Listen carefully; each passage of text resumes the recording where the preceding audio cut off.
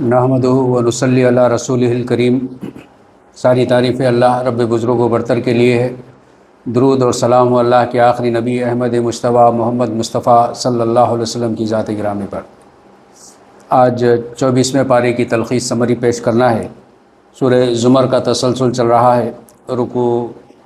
4 میں اللہ تبارک و تعالیٰ نے ارشاد فرمایا، اس شخص سے بڑا ظالم اور کون ہوگا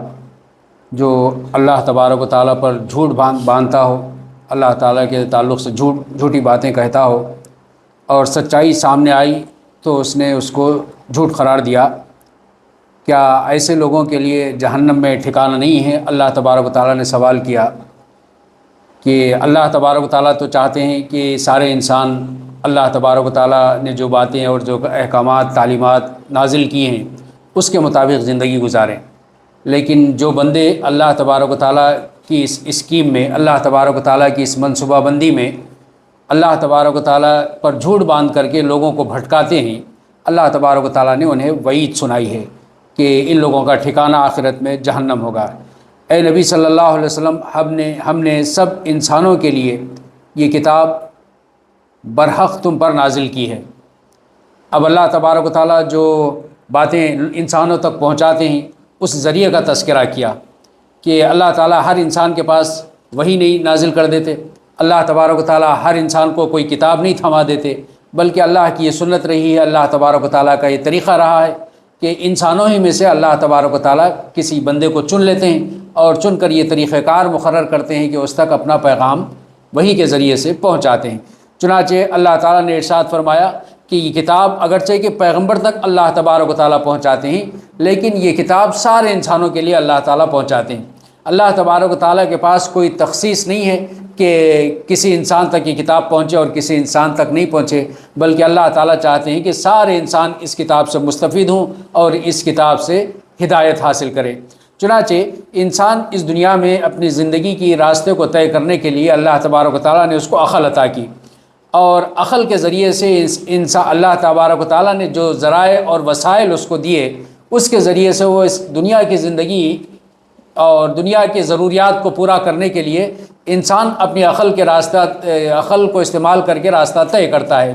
لیکن آخرت کی منزل کے لیے اللہ تبارک و تعالیٰ نے انسان کو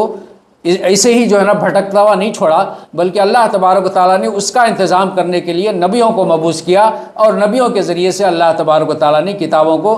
نازل کیا، اور کتاب نازل کر کے اس کے ذریعے سے ہدایت کا انتظام اللہ تعالیٰ نے کیا ہے۔ اب جو سیدھا راستہ اختیار کرے گا اپنے ہی لیے کرے گا، اور جو بھٹکے گا اس کا وبال بھی اسی پر ہوگا جو بھٹکے گا۔ اب اللہ تبارک و تعالیٰ کی ذمہ داری اللہ تبارک و تعالیٰ نے جو لی تھی انسانیت کی ہدایت کے لیے، رسولوں کو مقرر کرنا، عملی نمونہ، اور ہدایت کے لیے کتابوں کو نازل کرنا۔ اب اس کے بعد اگر کوئی انسان ہدایت کا راستہ نہیں پاتا ہے تو پھر وہ اللہ تبارک و تعالیٰ کی ذمہ داری نہیں ہے، بلکہ وبال اس کی ضلالت کا وبال، اس کی گمراہی کا وبال اسی پر ہے۔ رکوع 5 میں اللہ تعالیٰ نے ارشاد فرمایا، وہ اللہ ہی ہے جو موت کے وقت میں روح قبض کرتا ہے، اور جو ابھی نہیں مرا اس کی روح کو اللہ تبارک و تعالیٰ پھر سے واپس لوٹا دیتا ہے، اور اللہ تبارک و تعالیٰ جس کے تعلق سے فیصلہ کر دیتا ہے پھر اس کی روح کو اللہ تبارک و تعالیٰ روک لیتا ہے۔ یعنی اللہ کے رسول صلی اللہ علیہ وسلم نے یہ بات ارشاد فرمائی کہ نیند جو انسان کو آتی ہے وہ بھی موت کا ایک طریقہ کار ہے، یعنی انسان موت میں چلا جاتا ہے۔ اسی لیے ہم جب سوتے ہیں تو یہ دعا کر کے سوتے ہیں، اللہم باسمک اموت و احیا، اے اللہ میں تیرے نام کے ساتھ مرتا ہوں اور جیتا ہوں۔ یہاں پر ہم نیند نہیں بولتے، بلکہ ہم کہتے ہیں کہ میں مرتا ہوں اور جیتا ہوں۔ تو گویا کہ جب ہم سوتے ہیں تو ہم موت کے مرحلے میں چلے جاتے ہیں، اللہ تبارک و تعالیٰ کے قبضے میں ہماری روحیں چلی جاتی ہیں، اور اللہ تبارک و تعالیٰ جس کی چاہے روحوں کو واپس لوٹا دیتا ہے، اور جس کے تعلق سے موت کا فیصلہ ہو جاتا ہے اللہ تبارک و تعالیٰ ان کی روحوں کو وہیں پر روک لیتا ہے۔ کیا اس خدا کو چھوڑ کر ان لوگوں نے دوسرے کوئی شفیع یعنی شفاعت کرنے والے بنا کر کے رکھے ہیں؟ کہو شفاعت ساری کی ساری اللہ تبارک و تعالیٰ کے اختیار میں۔ اس دنیا میں انسان آخرت کی کامیابی کے لیے مختلف طریقہ کار ڈھونڈتا ہے، تلاش کرتا ہے، اور اس کے لیے پیری مرشدی کا سلسلہ تلاش کرتا ہے، اور کہیں پر شفاعت کا سلسلہ تلاش کرتا ہے، کہیں پر وسیلہ اور ذریعہ تلاش کرتا ہے۔ اللہ تبارک و تعالیٰ نے شفاعت کے تعلق سے بار بار قرآن مجید میں یہ بات ارشاد فرمائی کہ آخرت میں ریکمنڈیشن شفاعت کا اختیار کسی انسان کے پاس نہیں ہوگا، بلکہ اللہ تبارک و تعالیٰ کے اختیار میں ہوگا کلی طور پر کہ کون شفاعت کرے گا اور کس کے بارے میں شفاعت کرے گا۔ اللہ تعالیٰ نے بار بار دہرا کر کے انسانوں کو اس غلط فہمی کو رفع کیا ہے کہ لوگ غلط فہمیوں میں مبتلا ہوتے ہیں، لوگوں کو غلط طریقے سکھائے جاتے ہیں کہ آخرت میں اگر کوئی ناکام بھی ہو رہا ہے تو اس کے تعلق سے کہا جاتا ہے کہ تمہاری شفاعت کر دی جائے گی، فلاں نے شفاعت کرے گا، فلاں نے شفاعت کرے گا۔ اللہ تبارک و تعالیٰ نے کہا ہے کہ ایسا نہیں ہو سکتا، یہ آخرت میں شفاعت کا اختیار صرف اور صرف اللہ تبارک و تعالیٰ کے پاس ہوگا۔ جن کا آخرت پر ایمان نہیں ہوتا وہ اللہ واحد کا ذکر سن کر دل میں کڑنے لگتے ہیں، اور جب اللہ تبارک و تعالیٰ کے ساتھ دوسروں کا ذکر کیا جاتا ہے تو وہ کھل جاتے ہیں اور خوش ہونے لگتے ہیں۔ اللہ تبارک و تعالیٰ نے ان لوگوں کا تذکرہ کیا کہ جب اللہ تبارک و تعالیٰ واحد کا ذکر کیا جاتا ہے اور اللہ کے ساتھ کسی دوسرے کا ذکر نہیں کیا جاتا اور لوگ دوسری شخصیتوں کے پرستار ہوتے ہیں تو وہ لوگ جو ہے نا کڑنے لگتے ہیں کہ یہ کیا صرف اللہ کا ذکر کیا جا رہا ہے، اللہ کے علاوہ کسی کا ذکر نہیں کیا جا رہا، اور جب کہیں اللہ کے ساتھ دوسری ہستیوں کا ذکر کیا جاتا ہے تو پھر یہ خوش ہونے لگتے ہیں۔ اللہ تبارک و تعالیٰ نے کہا ہے کہ یہ ایسے لوگ ہیں جو آخرت کے منکر ہیں، آخرت پر ایمان نہیں رکھتے۔ آخرت پر ایمان رکھنے والے تو صرف اور صرف اللہ کا ذکر کرنے پر، توحید کا ذکر کرنے پر وہ خوش ہونے لگتے ہیں، اور جب دوسروں کا ذکر اللہ کے ذکر کے ساتھ کیا جاتا ہے تو وہ سمجھنے لگتے ہیں کہ جو ہے نا یہ تو خواہ کے دوسروں کا ذکر اللہ تعالیٰ کے ساتھ ہو رہا ہے۔ قیامت میں ان کے سامنے وہ کچھ آ جائے گا جس کا انہوں نے اندازہ ہی نہیں لگایا، اپنی کمائی کے سارے برے نتائج اللہ تبارک و تعالیٰ ان کے سامنے کھول کر کے رکھ دے گا، اور انسان پر مصیبت آتی ہے تو ہمیں پکارتا ہے، اور جب ہم اپنی طرف سے نعمت دیتے ہیں تو کہتا ہے کہ یہ تو میرے علم کی بنیاد پر مجھے عطا کیا گیا ہے۔ انسانوں پر کوئی مصیبت آتی ہے تو انسان کا معاملہ یہ ہوتا ہے کہ وہ اللہ تبارک و تعالیٰ کی طرف رجوع کرتا ہے، اللہ تبارک و تعالیٰ سے دعائیں کرتا ہے، لیکن جب اللہ تبارک و تعالیٰ اس مصیبت کو ٹال دیتے ہیں تو اس کے بعد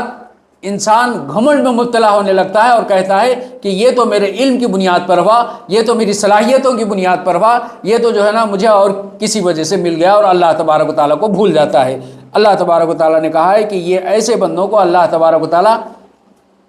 پکڑ لیتا ہے اور ڈھیل دیتا ہے، اس کے بعد پکڑ لیتا ہے۔ رکوع 6 میں اللہ تعالیٰ نے ارشاد فرمایا، کہہ دو کہ اے میرے بندو جنہوں نے اپنی جانوں پر ظلم کیا ہے، اللہ تبارک و تعالیٰ کی رحمت سے مایوس نہ ہو، اور اللہ سارے گناہ معاف کر دیتا ہے خواہ تمہارے کتنے ہی گناہ ہوں۔ اللہ تبارک و تعالیٰ نے اب ان بندوں کے تعلق سے کہا ہے کہ جو گناہوں میں ملوث ہیں اور اللہ تعالیٰ سے معافی طلب کرنا چاہتے ہیں، اللہ تعالیٰ نے ایسے بندوں کو مخاطب کر کے کہا ہے جو نیکوکار نہیں ہیں، جو اللہ تبارک و تعالیٰ کے متقی بندے نہیں ہیں۔ اللہ تبارک و تعالیٰ نے ان بندوں کو بھی امید دلائی ہے کہ اور کہا ہے کہ جن سے جتنے بھی گناہ ہو چکے ہوں وہ گناہ کو چھوڑ کر کے اللہ کی جانب پلٹتے ہیں تو اللہ تبارک و تعالیٰ ان کی توبہ کرنے کے لیے تیار بیٹھا ہے۔ اور اس سلسلے میں ہمیں بنی اسرائیل کی ایک روایت ملتی ہے کہ ایک شخص نے 99 قتل کیے، اور 99 قتل کرنے کے بعد ایک راہب کے پاس گیا اور جا کر کے اس نے اس سے سوال کیا کہ میں نے 99 قتل کر دیے ہیں، کیا میری توبہ قبول ہو سکتی ہے؟ تو اس نے کہا کہ تو نے اتنا گناہ کیا ہے، اپنے سر لے لیا ہے کہ اب تیری گناہ معاف نہیں ہو سکتے۔ تو اس نے اب یہ 99 نہیں معاف ہوئے تو ایک اور صحیح اس نے سنچری کر دی، اس کا بھی قتل کر دیا، پورے 100 ہو گئے۔ پھر بھی جو ہے نا اس کے دل میں کھٹک ہو رہی تھی کہ میں نے گناہ کیا ہے، اور ندامت ہو رہی تھی۔ تو وہ ایک عالم کے پاس گیا، عالم کے پاس جا کر کے اس سے دریافت کیا، میں نے جو ہے نا پورے 100 قتل کیے ہیں، کیا میرے گناہ معاف ہو سکتے ہیں؟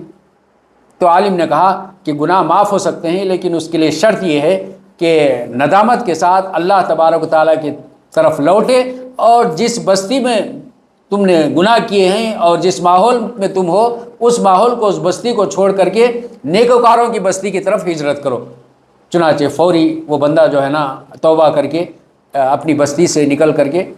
دوسری بستی جس میں نیکوکار رہتے ہیں، متقی لوگ رہتے ہیں، اس بستی کی طرف وہ ہجرت کر گیا، اور راستے میں اس کو موت آ گئی۔ راستے میں موت آ گئی اور دو فرشتے آ گئے، اور دو فرشتے آ کر کے یہ کہنے لگے کہ یہ گنہگار بندہ تھا، اور وہ فرشتہ جو گنہگاروں کی جانوں کو سلب کرتا ہے، روحیں نکالتا ہے، قبض کرتا ہے، اس بندے نے کہا ہے کہ یہ گنہگار بندہ ہے، لہٰذا اس کی جان میں نکالوں گا۔ اور نیکوکار بندوں کی روحیں جو قبض کرتا تھا، اس فرشتے نے کہا کہ یہ توبہ کر لیا تھا، اسی لیے جو ہے نا یہ اب اس کی توبہ قبول ہو چکی ہے، اور اس لیے جو ہے نا اس کی روح میں نکالوں گا۔ جب دونوں میں بحث ہونے لگی تو اس کے بعد حکم دیا گیا کہ اس لمبائی کو ناپا جائے کہ اس جو بستی سے یہ نکلا تھا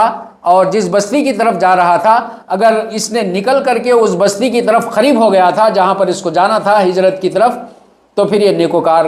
فرشتہ جن کی روحیں نکالتا ہے وہ اس کی روح نکالے گا، قبض کرے گا۔ اور اگر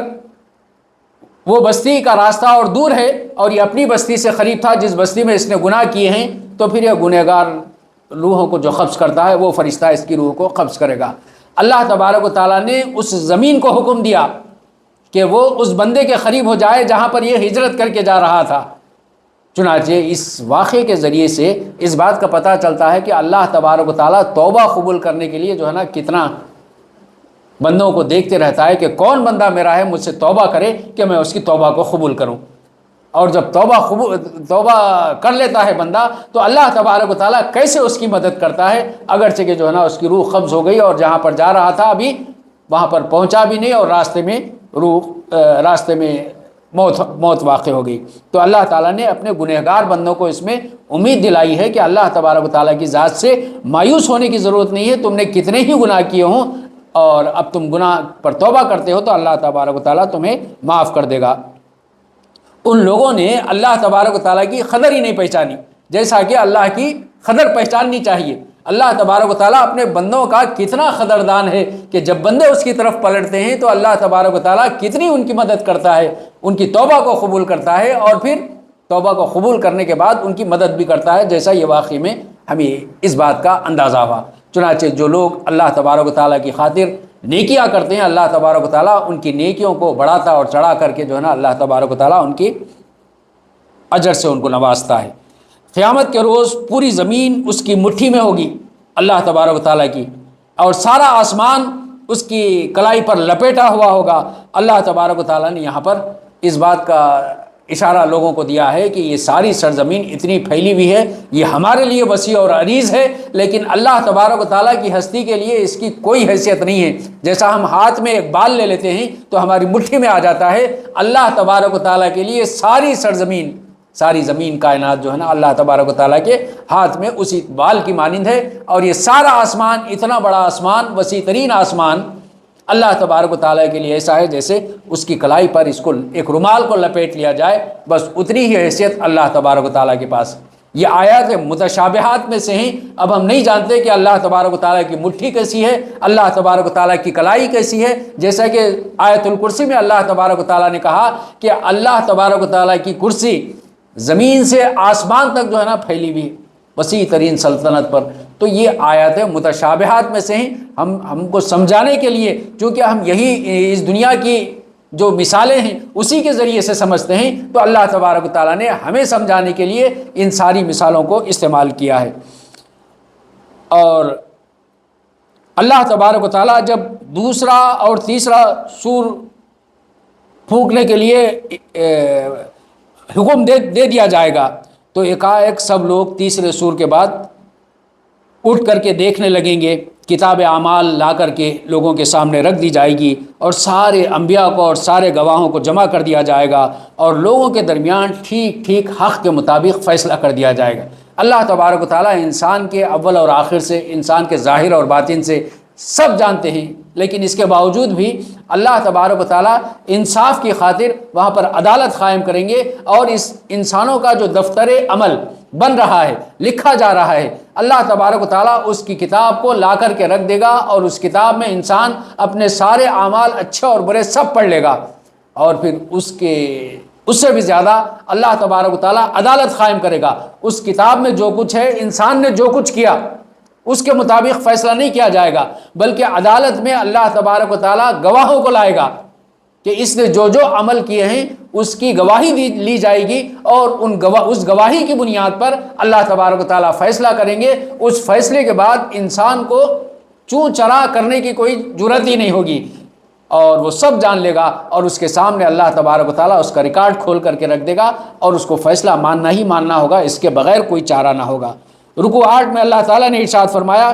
کافروں کو اللہ تبارک و تعالیٰ دوزخ کی طرف گروہ در گروہ ہانک کر کے لے جایا جائے گا، اور جب یہ دوزخ کے دروازے پر پہنچیں گے تو دوزخ کا دروازہ کھولا جائے گا، اور ان سے پوچھا جائے گا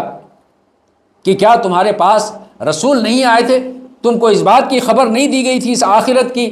اور جو کتاب تمہاری طرف بھیجی گئی تھی، کیا اس کو تمہیں کھول کر کے نہیں سنایا گیا تھا؟ اور ان سے جواب ملے گا کہ ہاں یہ سب کچھ آئے تھے، ہماری کم بختی تھی، ہماری بد نصیبی تھی، ہم نے کان دھر کر ان کے نہ دیا، نہ رسول کی بات نہ مانی، اور نہ جو ہے نا کتاب کی طرف دھیان دیا، اور آج ہم اس انجام پر پہنچ چکے ہیں۔ سب کو جو ہے نا دوزخ میں ڈھکیل دیا جائے گا۔ اور دوسری طرف متقی لوگوں کے گروہ کو گروہ جنت کی طرف لایا جائے گا، اور جنت کی طرف لا کر پہلے ہی سے دروازہ وہاں پر کھلا ہوا ہوگا، اور جنت کے منتظمین ان کا استقبال کریں گے، اور سلام اور تسلیمات سے ان کا استقبال کیا جائے گا، اور ان کو کہا جائے گا کہ تمہارے کارنامے بہت اچھے رہے، تم نے بہت اچھے کام کیے دنیا میں، اور اسی لیے جو ہے نا ان اعمال کے بدلے میں اس جنت میں تم داخل ہو جاؤ ہمیشہ کے لیے، اور انہیں جو ہے نا ہمیشہ کے لیے متقین کو جنت میں داخل کر دیا جائے گا۔ اور وہ اللہ کا شکر ادا کریں گے کہ اللہ نے جو ہم سے وعدہ کیا تھا اس وعدے کو اللہ تبارک و تعالیٰ نے پورا کیا۔ سورہ مومن کا آغاز ہوتا ہے۔ سورہ مومن میں کل 85 آیتیں ہیں، 9 رکوع ہیں، مکی صورت ہے، 40ویں صورت مصحف کے اعتبار سے، 60ویں 68 صورت تنزیل کے اعتبار سے۔ یہاں سے اب اللہ تبارک و تعالیٰ نے جو صورتوں کا آغاز کیا ہے، 6 صورتیں ہیں جن کو حوامیم کہتے ہیں، حامیم بول کے آغاز ہوتا ہے ان صورتوں کا، اور اس صورت سے اس کا آغاز ہوتا ہے۔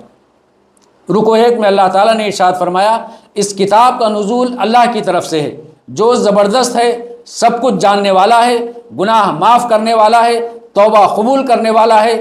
اور بڑا صاحب فضل ہے، اور کوئی معبود اس کے سوا نہیں، اسی کی طرف سب کو پلٹنا ہے۔ اللہ تبارک و تعالیٰ نے اپنی صفات کا تذکرہ کیا، ایک صفات کا اللہ تعالیٰ نے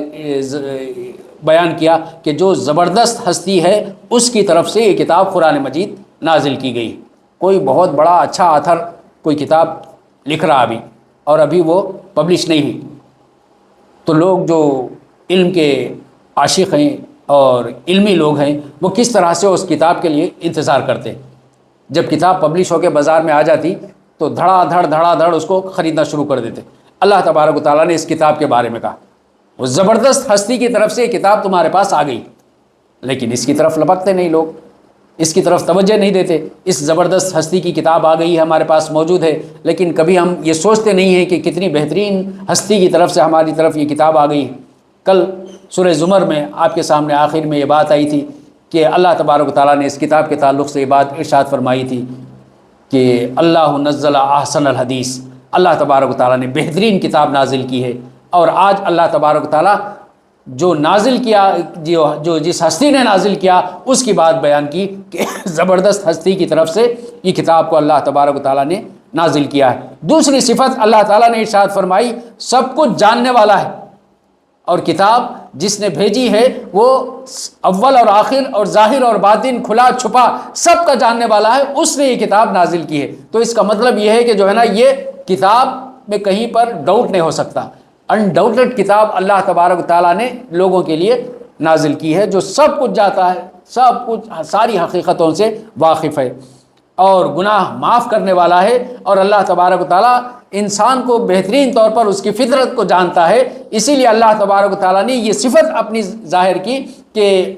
انسان سے جو بھی گناہ ہو جاتے ہیں، خطا ہو جاتے ہیں، اللہ تبارک و تعالیٰ ان گناہوں کو معاف کرنے والا ہے، لیکن اس کتاب کی جانب پلٹنا ضروری ہے اور اللہ تبارک و تعالیٰ کو ماننا ضروری ہے۔ تو خطائیں جو ہو جاتی ہیں اللہ تبارک و تعالیٰ ان خطاؤں کو معاف کرنے والا ہے۔ اور پھر اللہ تبارک و تعالیٰ اس سے آگے یہ بات ارشاد فرمائی کہ خطائیں وہ ہیں، وہ بھول چوک کی وجہ سے جو چھوٹے موٹے گناہ ہو جاتے ہیں، اللہ تبارک و تعالیٰ نے اس کا بھی ارشاد فرمایا کہ خطا کو معاف کر دیتے ہیں۔ اب اس کے بعد جو بڑے گناہ ہوتے ہیں اللہ تبارک و تعالیٰ نے ان کے لیے طریقہ کار بندوں کو ارشاد فرمایا کہ توبہ کو قبول کرنے والا ہے، جتنے کبیرہ گناہ ہیں، بڑے گناہ ہیں، وہ ایسے ہی اللہ تبارک و تعالیٰ معاف نہیں کر دیتا، بلکہ اللہ تبارک و تعالیٰ کی وہ ہستی ہے کہ انسانوں کو چاہیے کہ اللہ تبارک و تعالیٰ سے ان کبیرہ گناہوں کی معافی کے لیے درخواست کریں اور اللہ کی جانب پلٹیں، اور پھر وہ گناہ نہیں کرنے کا عزم کریں، حوصلہ کریں، تو اللہ تبارک و تعالیٰ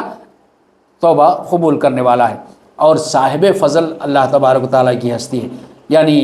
اللہ تبارک و تعالیٰ کی ہستی کے ساتھ، اللہ کی کتاب کے ساتھ، اللہ کے رسول کے ساتھ کوئی بندہ جڑ جاتا ہے، اللہ کے راستے میں جد و جہد کرتا ہے، تو اللہ تبارک و تعالیٰ اس پر فضل فرماتے ہیں، اللہ تبارک و تعالیٰ اس پر احسانات فرماتے ہیں،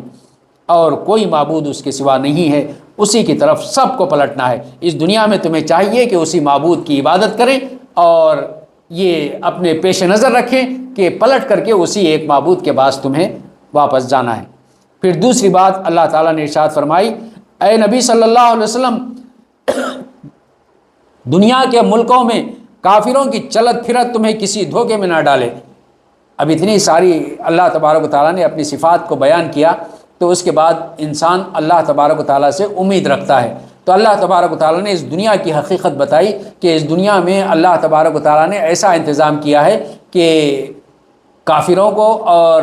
مسلمانوں کو اس دنیا میں کوئی دارالجزا نہیں ہے، اللہ تبارک و تعالیٰ نے دارالامتحان بنایا ہے، لہٰذا جس کو جو نوازنا ہے اللہ تبارک و تعالیٰ نوازتا چلے جاتا ہے۔ لہٰذا کافروں کو اگر تم دیکھتے ہو کہ وہ بڑے بڑے منصب اور عہدوں پر ہیں، کافروں کے پاس بہت سی دنیاوی دولت، مال اور جاہ ہے، کافروں کے پاس اگر بہت سے سر و سامان ہیں دنیا کی زینتیں ہیں، تو اللہ کے رسول صلی اللہ علیہ وسلم کو فرمایا گیا کہ یہ دھوکے کی ٹٹی ہے، اس کی طرف سے تم دھوکے میں نہ پڑیں۔ ان سے پہلے بہت سے جتھوں نے باطل کے ہتھیاروں سے حق کو نیچا دکھانے کی کوشش کی ہے، آخر کار اللہ تبارک و تعالیٰ نے ان کو پکڑ لیا۔ اس وقت ہی نہیں بلکہ ان سے پہلے بھی اللہ تبارک و تعالیٰ نے کافروں کو نوازا، انہیں سلطنتوں سے نوازا، انہیں جو ہے نا بادشاہ بنایا، ان کو مملکت کا حکمران بنا دیا، اور ان کے سپرد دنیا کے خزانے کر دیے۔ قارون اور حامان اور فرعون کا تذکرہ پچھلے اللہ تبارک و تعالیٰ نے ان کا تذکرہ کیا کہ جن کو بہت سارا مال و اسباب اللہ تبارک و تعالیٰ نے عطا کیا، لیکن یہ سارے جو ہے نا باطل کے ہتھیار ہیں، اور ان کے ذریعے سے جب یہ باطل کے راستے میں جو ہے نا کوشش اور جد و جہد کرتے ہیں، تو اللہ تبارک و تعالیٰ ان کو مہلت عمل ہونے کے بعد پکڑ لیتا ہے۔ عرش الہی کے حامل فرشتے اور وہ جو عرش کے ارد گرد رہتے ہیں، اہل ایمان کے لیے دعائے مغفرت کرتے رہتے ہیں، یہ بڑی کامیابی ہے۔ یہ مسلمانوں کی اہل ایمان کے لیے یہ بہت بڑی کامیابی ہے کہ اللہ تبارک و تعالیٰ نے ان کے لیے ایسا انتظام اس دنیا میں بھی کیا ہے اور آخرت میں بھی کیا ہے کہ جب وہ اللہ تبارک و تعالیٰ کا ذکر کرتے ہیں تو اللہ تبارک و تعالیٰ اپنے رحمت کے فرشتوں کو ایسی مجلس میں بھیجتا ہے، اور رحمت کے فرشتے آ کر کے ان مجلسوں میں ایسے بندوں کو گھیر لیتے ہیں، ان کی رحمت کا سایہ ان پر کرتے ہیں۔ اور پھر اللہ تعالیٰ نے مزید آخرت کی باتیں ارشاد فرمائی کہ آخرت میں جو ہے نا ایسے لوگوں کے لیے جو اللہ تبارک و تعالیٰ کے راستے میں جد و جہد کرتے ہیں، اللہ کی کتاب کا علم حاصل کرتے ہیں، اللہ تبارک و تعالیٰ ایسے فرشتوں کو لگا دیتا ہے جو اللہ کے عرش کے حامل، عرش کے ارد گرد، یعنی فرشتوں میں سب سے معزز ترین فرشتے، ایسے فرشتے ان بندوں کے لیے دعائے مغفرت کرتے ہیں۔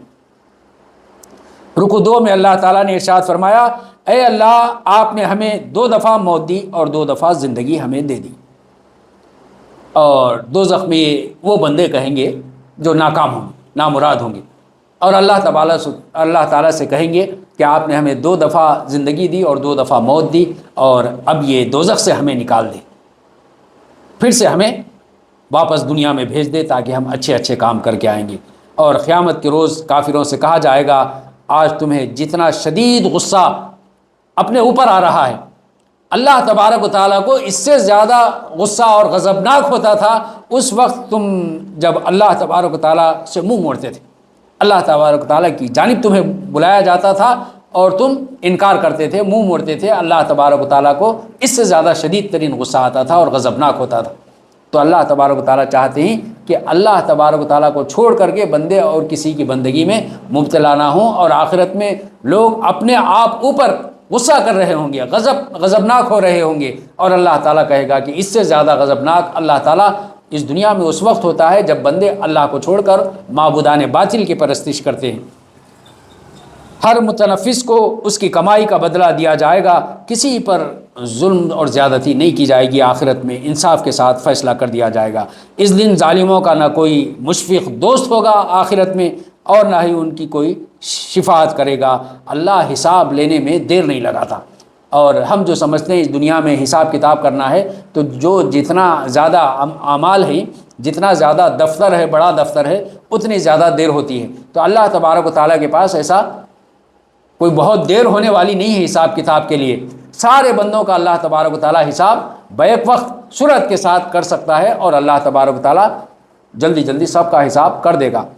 رکوع 3 میں اللہ تعالیٰ نے ارشاد فرمایا، جب موسیٰ فرعون اور اس کے سرداروں کے سامنے ہماری طرف سے حق لے کر آیا تو جو لوگ موسیٰ پر ایمان لائے ان کے لیے فرعون کا حکم تھا کہ ان لوگوں میں ان کے بیٹوں کو قتل کر دو اور ان کی لڑکیوں کو زندہ رہنے دو۔ تو اللہ تبارک و تعالیٰ نے کہا ہے کہ فرعون کی ایک چال تھی اور ہم نے بھی ایک چال چلی، اور ہماری چال کے سامنے کسی کی چال کامیاب نہیں ہوتی۔ چنانچہ اللہ تبارک و تعالیٰ نے فرعون کی اس چال کا تذکرہ کیا جب موسیٰ علیہ السلام کی پیدائش نہیں ہوئی تھی، اور یہ فرعون نے یہ چال چل کر کے دیکھ لی کہ اپنی حکومت کو بچانے کے لیے کس طرح سے وہ یہ حکم دیا تھا کہ ان کے بیٹوں کو قتل کر دیا جائے اور ان کی بیٹیوں کو زندہ رہنے دیا جائے۔ لیکن اللہ تبارک و تعالیٰ نے ایک چال چلی اور اللہ کی چال کے سامنے فرعون کی چال ناکام ہو گئی۔ ایک دن فرعون نے اپنے دربار میں کہا، چھوڑو مجھے کہ میں موسیٰ کو قتل کر دیتا ہوں، اور مجھے اندیشہ ہے کہ یہ تمہارا دین بدل دے گا اور یہ ملک میں فساد پیدا کرے گا۔ اور جب بھی رسولوں کا انکار کیا گیا، رسولوں کی مخالفت کی گئی، تو اسی بنیاد پر کی گئی کہ انہیں یہ اندیشہ ہوا کہ جو ہے نا لوگوں کے دین کو بدل دیا جائے گا اور ملک میں فساد کریں گے لوگ، یہ رسول، اور ملک پر جو ہے نا قبضہ کر لیں گے۔ جبکہ رسول اپنی حکومت کرنے کے لیے یہ سارا کام نہیں کر رہے تھے، بلکہ رسولوں کا یہ کام تھا کہ اللہ کے بندوں پر اللہ کی حکومت قائم کی جائے، اللہ کی زمین پر اللہ کی حکومت قائم کی جائے۔ اس لیے انہوں نے دوڑ دھوپ کی اور اسی لیے انہوں نے کوششیں کی۔ ان کا کوئی منشا اور مرضی نہیں تھی کہ جس طرح سے دنیاوی بادشاہ اور دنیاوی حکمران اپنی حکمرانی چاہتے ہیں، اس طرح سے ان کا کوئی منشا اور مرضی نہیں تھی، بلکہ وہ چاہتے تھے کہ اللہ کے بندوں پر اللہ کی حکومت قائم ہو۔ رکوع 4 میں اللہ تعالیٰ نے ارشاد فرمایا، اس موقع پر فرعون کا ایک درباری جو اپنے ایمان کو چھپائے ہوئے تھا، وہ بول اٹھا کہ تم اس شخص کو اس بنا پر قتل کرنا چاہتے ہو کہ وہ شخص کہتا ہے کہ اللہ میرا رب ہے۔ یہ سورہ مومن ہے، اور اللہ تبارک و تعالیٰ نے اس مومن کا تذکرہ کیا ہے، اور اسی نسبت سے اس سورت کو سورہ مومن کہا گیا ہے۔ ایک بندہ اللہ تبارک و تعالیٰ کا فرعون کے دربار میں ایسا بھی تھا جس نے موسیٰ علیہ السلام کی حمایت کی، موسیٰ علیہ السلام کی طرفداری کی، اور اس نے یہ بات پیش کی کہ موسیٰ علیہ السلام کو جب قتل کرنے کے لیے فرعون نے کوشش کی اور اس نے طے کر لیا، تو اس بندے نے فرعون سے یہ کہا کہ ایک بندے کو تم اس بنیاد پر قتل کرنا چاہتے ہو کہ وہ کہتا ہے کہ اللہ میرا رب ہے، اور اس پر مختلف الزامات دھر کر کے تم اس کو قتل کر دینا چاہتے ہو۔ اور اس نے اپنی قوم سے یہ بھی کہا کہ مجھے خوف ہے کہ تم پر بھی ویسا ہی عذاب نہ آ جائے جیسا پچھلی قوموں پر آیا کہ انہوں نے اللہ تبارک و تعالیٰ کے مقابلے میں سرکشی کی اور رسولوں کو جھٹلایا اور رسولوں کی مخالفت کی اور رسولوں کے خلاف میں مختلف چالیں چلی۔ تو اس بندے نے یہ تاریخ سے یہ بات پیش کی کہ تاریخ میں ایسا ہو چکا ہے کہ قوموں پر عذاب آ گیا جب قوموں نے اپنے رسولوں کا انکار کیا اور ان کی مخالفت کی اور اللہ تبارک و تعالیٰ کی بندگی نہیں کی، تو ان پر عذاب آ گیا۔ اس بندے نے تاریخ سے جو ہے نا مثال دے کر کے یہ بات بیان کی کہ میں ڈرتا ہوں کہ کہیں تم پر بھی ایسا ہی عذاب نہ آ جائے۔ لیکن فرعون نے کہا، اے حامان، ایک بلند عمارت بنا دے تاکہ ہم اس پر چڑھ کر کے آسمان میں جھانک کر کے دیکھیں کہ موسیٰ علیہ السلام کا خدا کون ہے۔ انہوں نے ڈھٹائی کے ساتھ جو ہے نا اس بندے کی مخالفت کی۔ اور فرعون کے دربار کا مومن بولا، اے میری قوم کے لوگوں، یہ دنیا کی زندگی تو چند روزہ زندگی ہے اور ہمیشہ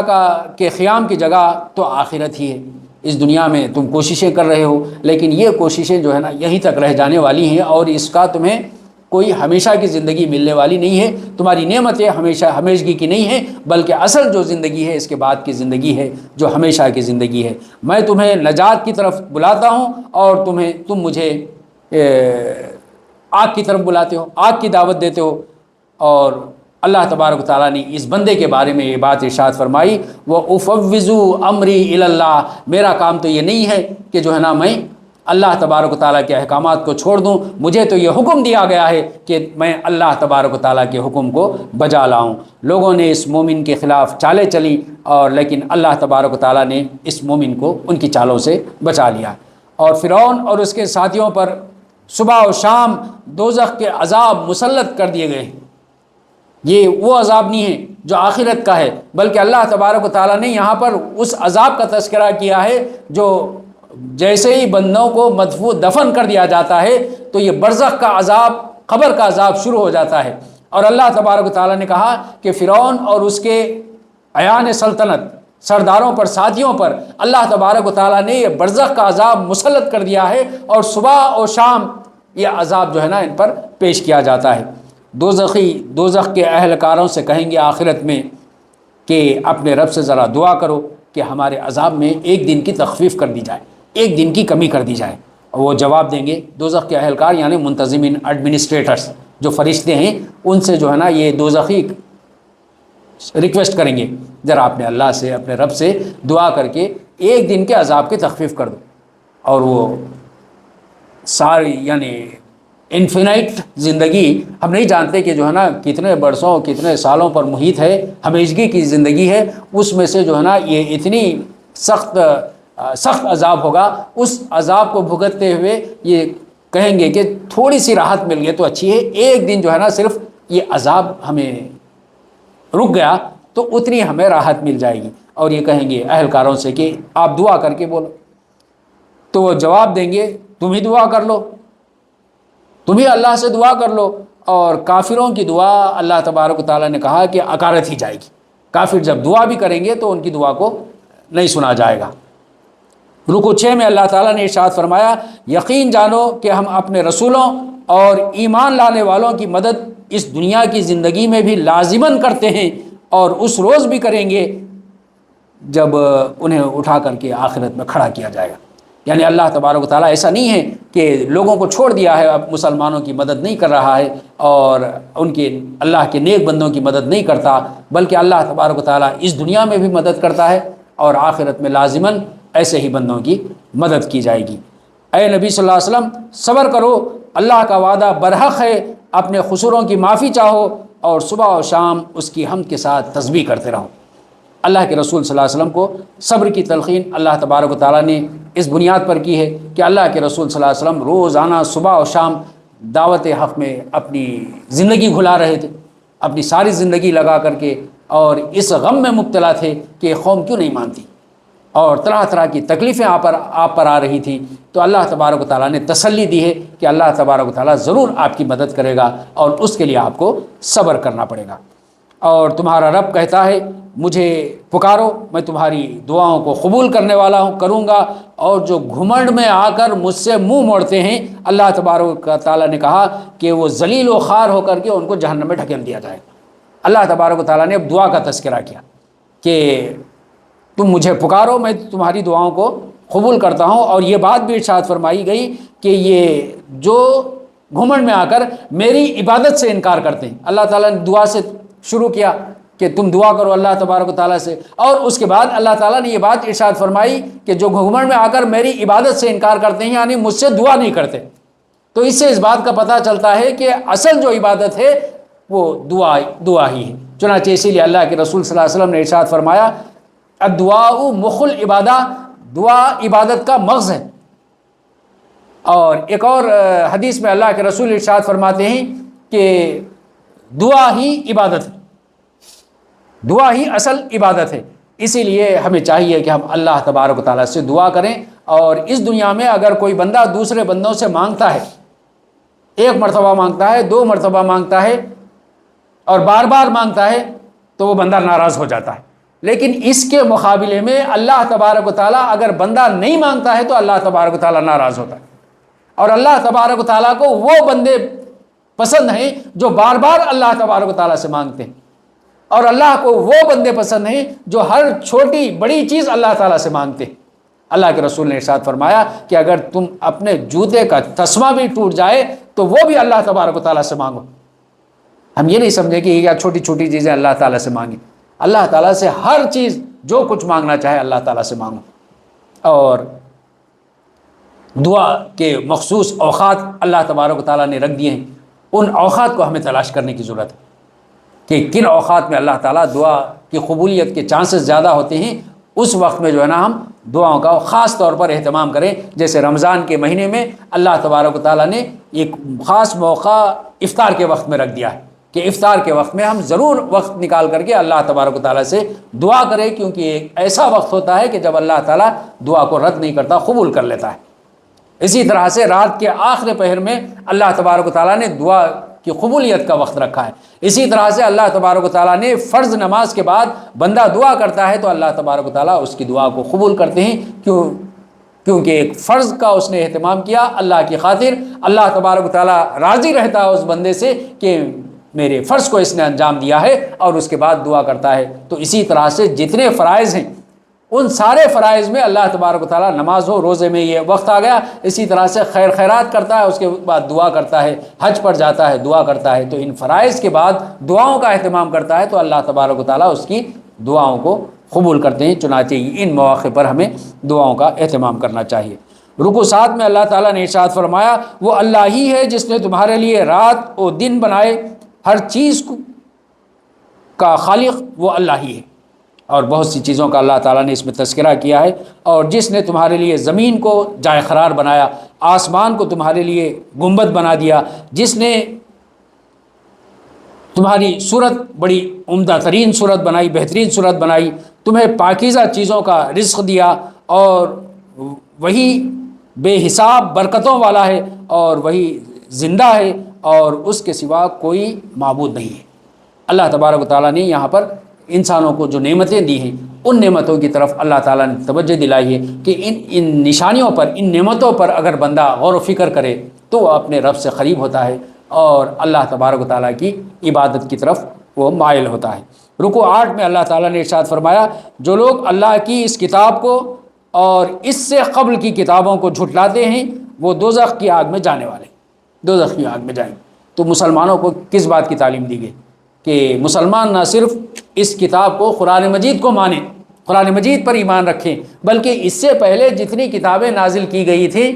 ان سب پر ایمان رکھتے۔ اور صرف مسلمان ہی ایک ایسی قوم ہے، مسلمان ہی ایک ایسی امت ہے کہ وہ اللہ کی ساری کتابوں پر اور سارے رسولوں پر ایمان رکھتے۔ اس کے علاوہ دنیا میں کوئی اور ایسے نہیں۔ یہود اور نصارہ اہل کتاب میں سے ہم سے پہلے کی 2 قومیں ہیں۔ یہود نہ عیسائی انجیل کو مانتے ہیں، نہ عیسیٰ علیہ السلام کو، نہ قرآن کو مانتے ہیں، نہ محمد صلی اللہ علیہ وسلم کو، حالانکہ ان کی کتابوں میں بیان کیا جا چکا ہے کہ جب خود ان کے انبیاء نے اس کی بشارت دی ہے کہ جب میرے بعد نبی آئیں گے، رسول آئیں گے اور کتابیں آئیں گی تو ان کو ماننا ہو، لیکن اس کے باوجود وہ اس کا انکار کرتے، نہیں مانتے، جھٹلاتے۔ اور پھر اسی طرح سے عیسائی نصارہ عیسیٰ علیہ السلام کو مانتے ہیں، انجیل کو مانتے ہیں، لیکن محمد صلی اللہ علیہ وسلم کو اور قرآن کو نہیں مانتے ہیں۔ اور ہم مسلمان امت مسلمہ ہی ایک واحد ایسی امت ہے جو سارے نبیوں کو مانتے ہیں اور سارے رسولوں کو مانتے ہیں۔ اور یہ کتنی بے عقلی کی بات ہے کہ ایک ہی سورس سے ساری کتابیں آ رہی ہیں، ایک ہی شخصیت، ایک ہی ہستی ساری کتابوں کو نازل کر رہا ہے اور سارے رسولوں کو اٹھا رہا ہے۔ اب اس میں ہم تفریق کریں، تفریق بین الکتب اور تفریق بین الرسل کریں، تو یہ تو وہی شخص کر سکتا ہے جو کم عقل ہو، بے عقل ہو، وہی شخص جو ہے نا یہ تفریق کر سکتا ہے۔ ایک ہی سورس سے ساری کتابیں آ رہی ہیں، ساری احکامات آ رہے ہیں، ساروں کو ماننا ضروری ہے۔ ایک کو مانیں گے، ایک کو نہیں مانیں گے، تو اس کا مطلب یہ ہوا کہ گویا کہ وہ سب کا انکار کر رہا ہے اور اپنی ہوائے نفس خواہشات کا پیروکار بن گیا ہے، طاغوت کی پیروی کر رہا ہے۔ اسی لیے اللہ تبارک و تعالیٰ نے کہا ہے کہ جو لوگ اس کتاب کو اور اس سے پہلے کی کتابوں کو جھٹلاتے ہیں، اللہ تبارک و تعالیٰ ان سب کو دوزخ کی آگ میں جھونکے گا۔ ان سے کہا جائے گا کہ یہ تمہارا انجام اس لیے ہوا ہے کہ تم زمین میں غیر حق پر مگن تھے اور پھر اس پر تم اتراتے بھی تھے۔ اللہ تبارک و تعالیٰ نے کہا ہے کہ جو لوگ اللہ تبارک و تعالیٰ کی کتابوں کو، سب کتابوں کو نہیں مانتے، گویا کہ وہ غیر حق میں مبتلا ہے، اور پھر اس پر اتراتے بھی ہیں کہ ہم اہل کتاب ہیں۔ یہ ان کا گھمنڈ اور یہ تکبر بھی ہے، اسی لیے اللہ تبارک و تعالیٰ ان کو اس انجام سے دو چار کرے گا۔ تم سے پہلے بہت سے رسول ہم نے بھیجے اور بھیجے جا چکے ہیں، جن میں سے بعض کے حالات ہم نے تم کو بتائے ہیں اور بعض کے حالات ہم نے تم کو نہیں بتائے، اور کسی رسول کی بھی یہ طاقت نہیں ہے کہ اللہ تبارک و تعالیٰ کے اذن کے بغیر کوئی نشانی قوم کے پاس لا دے۔ یہ مشرکین مکہ بار بار اللہ کے رسول سے نشانیوں کا مطالبہ کرتے ہیں۔ اللہ تبارک و تعالیٰ نے جو نشانی امت مسلمہ کے لیے، اللہ کے رسول کے لیے جو نشانی نازل کی ہے وہ یہ قرآن مجید، چنانچہ بار بار اللہ تبارک و تعالیٰ نے اس کتاب کو پیش کیا ہے ان لوگوں کے سامنے جو نشانیوں کا مطالبہ کر رہے تھے کہ یہ تمہارا معجزہ ہے، یہ تمہارے لیے نشانی ہے۔ چنانچہ آج ہم دیکھتے ہیں کہ اگر کوئی وقتی نشانی پیش بھی کر دی جاتی ہے اور پیش کی گئی، ایسا نہیں ہے کہ اللہ کے رسول کو کوئی معجزہ نہیں دیا گیا اور مشرکین کو کوئی نشانی نہیں بتائی گئی، اس کے علاوہ قرآن مجید کے علاوہ نشانیاں بتائی گئیں، لیکن اللہ تبارک و تعالیٰ نے رسولوں کے ساتھ نشانیوں کا جو طریقہ کار رکھا ہے، معجزات کا جو طریقہ کار اللہ تبارک و تعالیٰ نے رکھا ہے، وہ رسولوں کی قوم میں جس چیز پر سب سے زیادہ بھروسہ رکھتی تھی اور سب سے زیادہ ایڈوانس تھی، اللہ تبارک و تعالیٰ نے وہی نشانی اس قوم کو بتائی۔ چنانچہ موسیٰ علیہ السلام کے وقت میں جادوگر بہت تھے اور ان کو ناز تھا جادوگری پر، تو اللہ تبارک و تعالیٰ نے جادو کا معجزہ حضرت موسیٰ علیہ السلام کو دے دیا۔ اور اسی طرح سے عیسیٰ علیہ السلام کے وقت میں طب حکمت بہت عروج پر تھی، بہت ایڈوانس تھی، اللہ تبارک و تعالیٰ نے طب کا معجزہ حضرت عیسیٰ علیہ السلام کو دے دیا۔ اور اللہ کے رسول صلی اللہ علیہ وسلم کے وقت میں جو معجزہ تھا وہ لٹریچر کا معجزہ تھا، وہ زبان کا معجزہ تھا۔ یہ مشرکین مکہ کو سارے عرب میں وہ یہ کہتے تھے کہ ہم عربی ہیں، عربی یعنی زبان کے جاننے والے، اور ہمارے علاوہ جتنے ہیں عجمی یعنی گونگے، سب کو یہ کہتے تھے کہ یہ گونگے ہیں اور ہم جو ہے نا عربی زبان پر مہارت رکھتے ہیں، اور ہم میں جو ہے نا ایسے ایسے شعراء ہیں جو باہر شعراء ہزاروں کے اشعار وہ جو ہے نا اپنے حافظے میں محفوظ رکھتے ہیں۔ تو ان کو اس پر ناز تھا، تو اللہ تبارک و تعالیٰ نے اس کے مطابق یہ معجزہ عطا کر دیا۔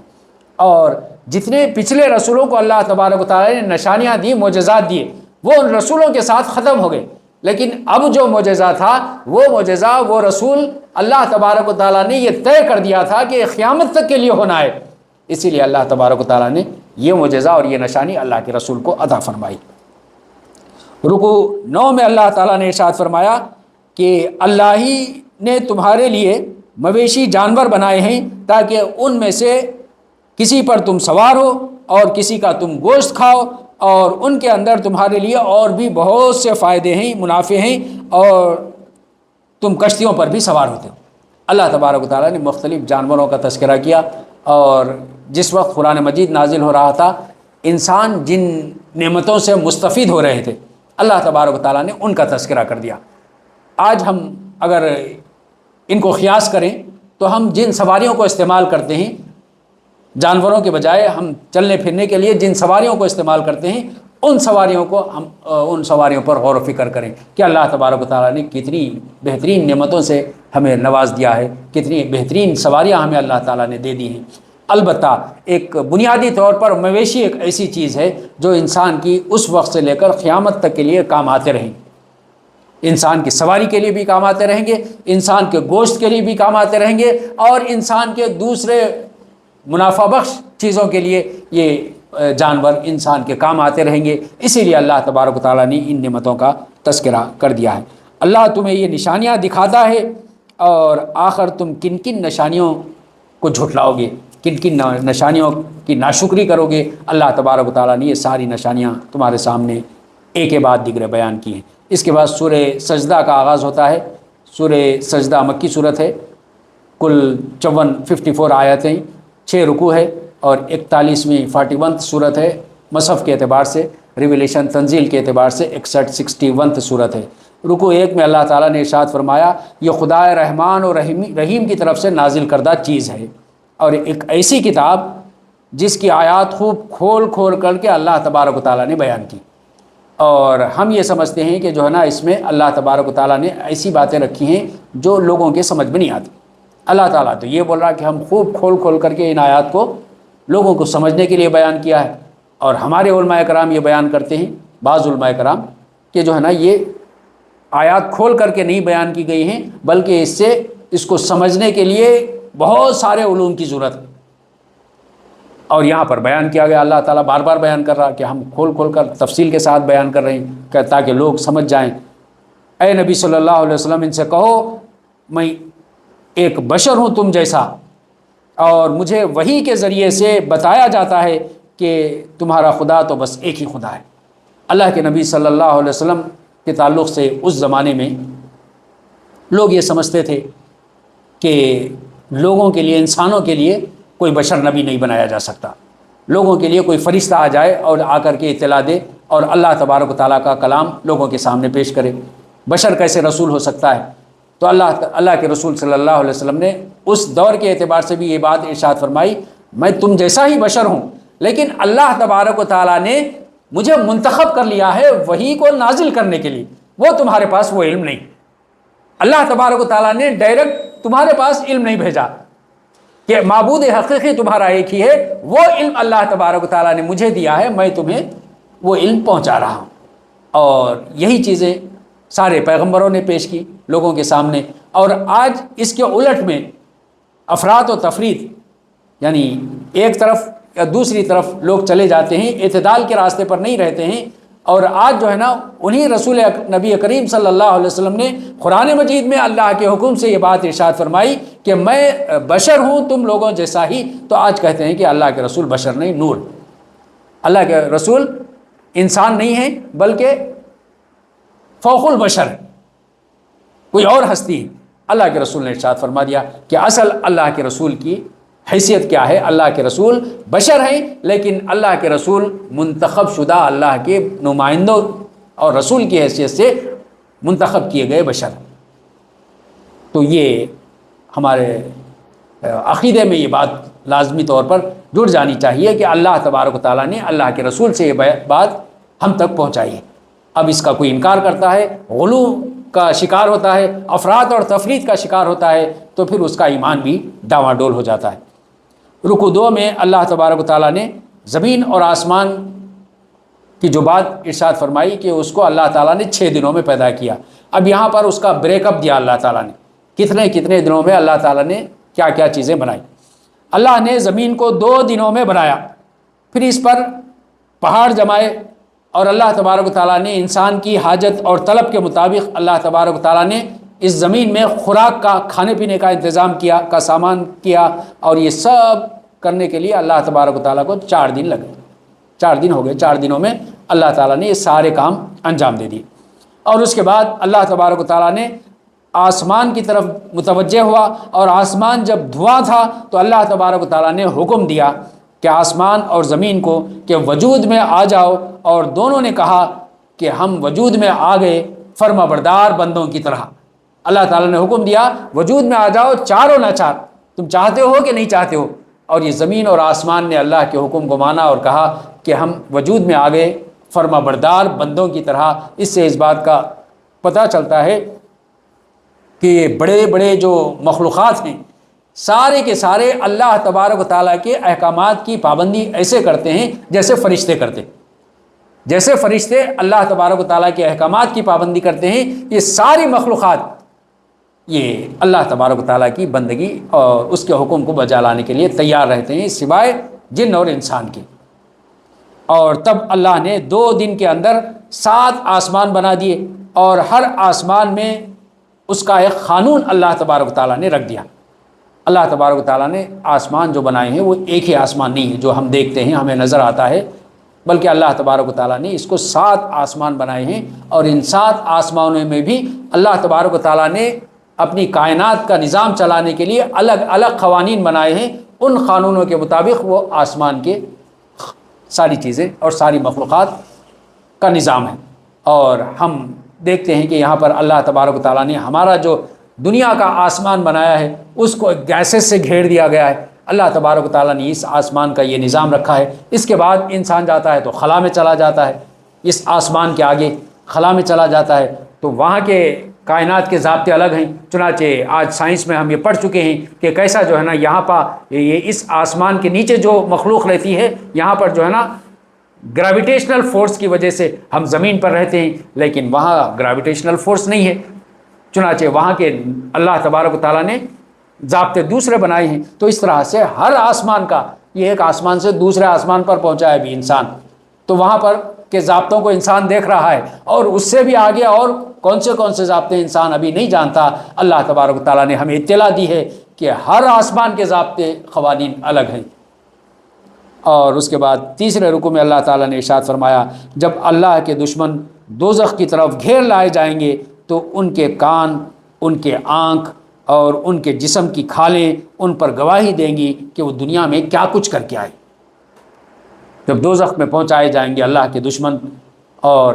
جو اللہ کے بندے جنہوں نے اللہ کے احکامات کو بجا نہیں لایا ہے، اللہ تبارک و تعالیٰ نے اس کی اطلاع ہمیں دی ہے کہ آج یہ ہماری کھالیں، ہمارے ہاتھ، ہمارے پاؤں، ہماری جلد، ہماری آنکھیں، یہ سب ہماری تابع بنا کر کے رکھی گئی ہیں، اور جیسے چاہے ہم ان کو استعمال کر رہے ہیں، اور ہمارے احکامات کو یہ سارے مان رہے ہیں،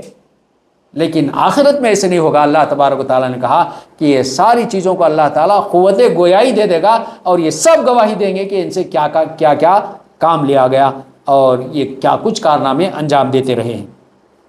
جب تم لوگ دنیا میں جرائم کرتے تھے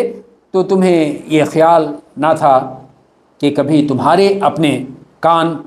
تمہاری اپنی آنکھیں اور تمہاری اپنی کھالیں تمہارے خلاف گواہی دیں گی، اور اس لیے آج تم خسارے میں پڑ گئے۔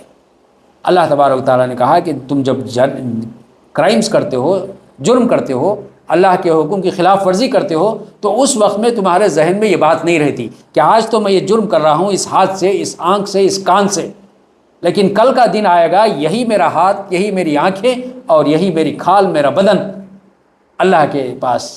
گواہی دے گا۔ یہ ذہن میں احساس نہیں ہوتا، اس لیے ہم جرم کر گزرتے ہیں۔ اگر یہ خیال ہو، ذہن میں یہ بات ہو کہ کل کے دن یہ سارے شواہد، یہ سارے وٹنسز میرے خلاف میں آئیں گے، تو بندہ جرم سے بچ جائے گا۔ اور اللہ تعالیٰ نے ارشاد فرمایا، دنیا میں ان پر ایسے ساتھی اللہ تبارک و تعالیٰ مسلط کر دیتا ہے جو انہیں آگے سے پیچھے سے ساری چیزوں کو خوشنما بنا کر کے دکھاتے ہیں۔ ایک تو خود اس کا یہ خام خیالی ہے کہ یہ ساری چیزیں جو وہ استعمال کر رہا ہے وہ اس کے خلاف میں گواہی نہیں دیں گی، اور تصور نہیں ہے اس کے پاس، ذہن میں یہ خیال نہیں ہے۔ اور جو دوسری چیز جس کی وجہ سے انسان گناہ میں مبتلا ہوتا ہے، اللہ تعالیٰ نے کہا دنیا میں ایسے ساتھی اس پر مسلط کر دیتا ہے جو اس کے لیے ساری چیزوں کو خوشنما بنا کر کے دکھاتا ہے، جس کی وجہ سے یہ اللہ تبارک و تعالیٰ کے احکام کی خلاف ورزی کر بیٹھتا ہے اور جرم میں مبتلا ہو جاتا ہے۔ رکوع 4 میں اللہ تعالیٰ نے ارشاد فرمایا، منکرین حق کہتے ہیں کہ اس قرآن کو ہرگز نہ سنو، اور جب یہ سنایا جائے تو شور و غوغا کر دو، اور شاید کہ اس طرح ہم غلبہ پا جائیں۔ اس طرح سے منکرین حق یہ چاہتے تھے کہ اس قرآن کو لوگ نہیں سنیں، اور اگر سنایا جائے تو جب سنایا جاتا ہے تو ایسی مجلسوں میں ایسا شور مچائے کہ اس شور کی وجہ سے جو ہے نا یہ لوگ قرآن مجید کو نہیں سن سکے۔ اللہ کے رسول صلی اللہ علیہ وسلم کی زندگی کا واقعہ ہے کہ اللہ کے رسول صلی اللہ علیہ وسلم جب یہ قرآن مجید لوگوں کو سنایا کرتے تھے تو کس طرح سے مشرکین مکہ، کافرین، منکرین اللہ کے رسول صلی اللہ علیہ وسلم کے راستے میں، دعوت کے راستے میں روڑے اٹکایا کرتے تھے، اور اس قرآن مجید کو جب سنایا جاتے تھے تو شور بچا دیا کرتے تھے تاکہ اس کی طرف سے لوگ غافل ہو جائیں۔ تو اللہ تبارک و تعالیٰ نے کہا ہے کہ یہ منکرین حق جو لوگ انکار کر چکے ہیں، ان لوگوں کی جو ہے نا یہ طریقہ کار ہے کہ قرآن مجید کو وہ لوگوں کو سننے نہیں دیتے، اس کے راستے میں روڑے اٹکاتے ہیں، اور کوئی دوسرے ہی جو ہے نا قصے کہانیاں سنانے لگتے ہیں، اور پھر جب یہ سنایا جاتا ہے تو اس مجلسوں سے لوگوں کو بھٹکایا کرتے ہیں۔ اللہ تبارک و تعالیٰ نے کہا کہ منکرین حق کا معاملہ ہے، اے ہمارے رب ذرا ہمیں دکھا دے ان جنوں اور انسانوں کو جنہوں نے ہمیں گمراہ کیا تھا، آج ہم انہیں اپنے پاؤں تلے رون دیں گے۔ غصے کی یہ حالت ہوگی، غصے کا یہ عالم ہوگا ان لوگوں کا جنہوں نے آج اس دنیا میں ان کی باتوں کو مان کر کے اللہ تبارک و تعالیٰ کے احکامات کی خلاف ورزی کی۔ کل جب یہ آخرت میں پہنچیں گے تو وہ غصے کے عالم میں اللہ تبارک و تعالیٰ سے یہ کہیں گے کہ اللہ آج ہمیں انہیں دکھا دے جنہوں نے ہمیں گمراہ کیا ہے، آج ہمیں انہیں اپنے پاؤں تلے رول کر کے جو ہے نا انہیں ہم آگے بڑھ جائیں گے۔ لیکن وہ ایسا موقع نہیں ہوگا، اور یہ اپنا غصہ اپنے آپ میں پی کر رہ جائیں گے۔ جن لوگوں نے کہا اللہ ہمارا رب ہے پھر اس پر ثابت قدم رہے، ان پر اللہ تبارک و تعالیٰ فرشتوں کو نازل کرتا ہے، اور یہ فرشتے ان سے کہتے ہیں کہ نہ ڈرو نہ غم کرو اور خوش ہو جاؤ اس جنت کی بشارت سے جو اللہ تبارک و تعالیٰ تمہیں بشارت دیتا ہے، اور یہ ایک ایسا وعدہ ہے اللہ کے ذمے جو پختہ وعدہ ہے جس کی خلاف ورزی نہیں کی جائے گی۔ اللہ تبارک و تعالیٰ نے تسلی دی ہے مسلمانوں کو، اور یہ بات ارشاد فرمائی ہے نیکوکاروں کے تعلق سے، جو لوگ اللہ کو اپنا رب مان لیتے ہیں اس کے بعد اس راستے پر ثابت قدم رہتے ہیں، اللہ کے احکامات کی خلاف ورزی نہیں کرتے، اللہ کے احکامات کو سن کر کے اس کی اطاعت کرتے ہیں۔ اللہ تبارک و تعالیٰ نے ان سے کہا ہے کہ اللہ تعالیٰ ایسے لوگوں پر فرشتے نازل کرتا ہے۔ اب فرشتے ہمیں نظر نہیں آتے، لیکن اللہ تبارک و تعالیٰ ایسے لوگوں پر فرشتے نازل کرتے ہیں۔ قرآن مجید میں یہ وعدہ کیا گیا ہے، اللہ تعالیٰ نے کہا ہے، اور فرشتے آ کر کے ان کو کہتے ہیں کہ نہ ڈرو نہ غم کرو بلکہ خوش ہو جاؤ اللہ تبارک و تعالیٰ کی بشارت سے، جس کا وعدہ اللہ تبارک و تعالیٰ نے تم سے کیا ہے۔ علماء کرام بیان کرتے ہیں کہ فرشتے انسانوں کے ہر اس مصیبت کے وقت آتے ہیں جو وہ اللہ کے راستے میں ثابت قدمی دکھاتے ہیں، اور آ کر کے ان سے کہتے ہیں کہ تم ڈرنے کی اور غم کرنے کی ضرورت نہیں۔ اور یہ بھی کہا جاتا ہے کہ جب انسان کی مصیبت کا وقت، سب سے بڑا مصیبت کا وقت انسان کی زندگی میں موت کا وقت ہوتا ہے، جب سکرات کا عالم ہوتا ہے، تو اللہ تبارک و تعالیٰ اپنے نیکوکار بندوں کے پاس جنہوں نے اپنی دنیا میں اس راستے پر ثابت قدمی دکھائی ہے، اللہ تبارک و تعالیٰ اپنے ان فرشتوں کو بھیجتا ہے، نازل کرتا ہے، اور وہ فرشتے آ کر کے ایسے موقع پر تسلی دیتے ہیں کہ ڈرنے کی اور غم کرنے کی ضرورت نہیں ہے، اور خوش کر دیتے ہیں بشارت سے جو اللہ تبارک و تعالیٰ نے ان کو دے کر کے بھیجی ہے۔ اور اس دنیا کی زندگی میں بھی ہم تمہارے ساتھی ہیں، اور آخرت میں بھی ہم تمہارے ساتھی۔ اور یہ فرشتے خوشخبری یہ بھی دیتے ہیں کہ دنیا کی زندگی میں بھی وہ نازل ہوتے ہیں اور ان کا ساتھ دیتے ہیں، اور آخرت میں بھی ساتھ دیتے ہیں۔ اور یہ بھی بشارت دیتے ہیں کہ ایسی جنت کی بشارت تمہارے لیے ہے کہ وہاں پر جس چیز کو تم طلب کرو گے، تم چاہو گے، اللہ تبارک و تعالیٰ تمہارے لیے اس کا انتظام کر دے گا۔ اور یہ ابتدائی اللہ تبارک و تعالیٰ ابتدائی جو ہے نا نوازش ہوگی اور استقبال ہوگا جو اللہ تبارک و تعالیٰ کریں گے، اور اس کے بعد کے جو مراحل ہیں ان مرحلوں کا تذکرہ اللہ تعالیٰ نے یہاں پر نہیں کیا۔ فرشتوں کا جو نزول، یعنی جب اللہ تبارک و تعالیٰ کے پاس پہنچیں گے نیکوکار بندے، اس وقت میں ان کی اس طرح سے ضیافت کی جائے گی کہ جو کچھ وہ چاہیں گے ان کے سامنے پیش کیا جائے گا، اور ہر چیز جس کی خواہش کریں گے وہ ان کے سامنے آ جائے گی۔ تو یہ ابتدائی جو ہے نا لوگ استقبال کریں گے، اور اس کے بعد کے جو نعمتیں ہیں ان نعمتوں کا تذکرہ اللہ تعالیٰ نے قرآن مجید میں دوسرے مواقع پر کیا ہے۔ یہ آخری رکوع تھا، 24واں پارہ ختم ہوا۔ انشاءاللہ کل ہم اس کا تسلسل سنیں گے۔ وآخر دعوانا ان الحمد للہ رب العالمین۔